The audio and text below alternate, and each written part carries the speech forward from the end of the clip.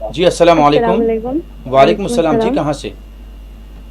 جی یہ جنگ بدر میں جو لیڈیز کا کتنے لیڈیز تھے جی اور ان لوگ خوف تھا اس میں؟ جی، یعنی آپ یہ کہنا چاہتی ہیں کہ اس میں خواتین کا کیا کردار رہا؟ جی جی، اور کتنے لیڈیز تھے اس میں؟ اچھا ٹھیک ہے، بہت شکریہ بہن کال کرنے کے لیے، اچھا سوال ہے جی۔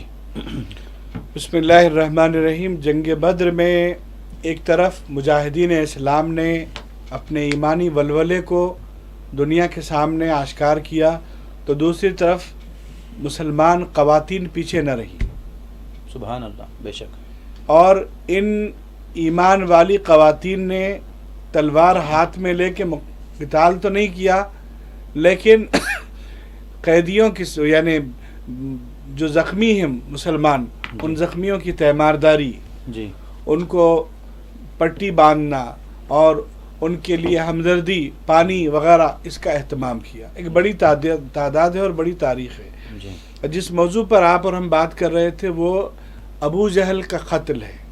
جی جی جی، میں یہ عرض کرنا چاہتا تھا، جی ابو جہل سے متعلق کچھ تفصیلاً بتائیں آپ۔ دیکھیے، ابو جہل کا قتل جنگ بدر کا کلیدی واقعہ ہے۔ جی جنگ کا جو میدان ہوتا ہے، ایک میمنہ ہوتا ہے سیدھی جانب کا، جی ایک میسرہ ہوتا ہے بائیں جانب، ایک قلب ہوتا ہے عین درمیان کو۔ جی جو آمنے سامنے کی جنگیں ہوتی ہیں اس کا طریقہ کار یہی ہوتا ہے۔ جی چنانچہ عبد الرحمن بن عوف رضی اللہ عنہ میمنہ پر تھے۔ جی دو کم عمر لڑکے آتے ہیں، عمر کیا ہے، 14-15 برس کی عمر ہے۔ جی وہ آتے ہیں، پوچھتے ہیں ابو جہل کون ہے؟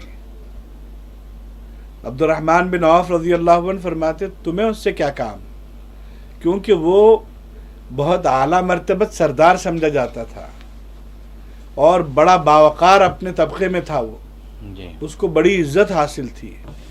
وہ اگر میدان جنگ میں بھی ہوتا تو اس کے ساتھ بہت سارے لوگ ہوتے۔ جی تو حضرت عبد الرحمن بن عوف رضی اللہ عنہ نے ان کم عمر بچوں سے فرمایا کیا بات ہے، تمہیں کیا ضرورت ہے ان کی؟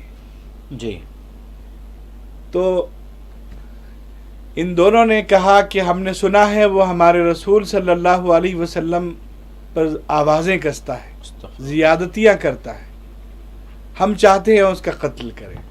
اسی دوران وہ اس کا گھوڑا آگے بڑھ رہا تھا، حضرت عبد الرحمن بن عوف نے نشاندہی کی۔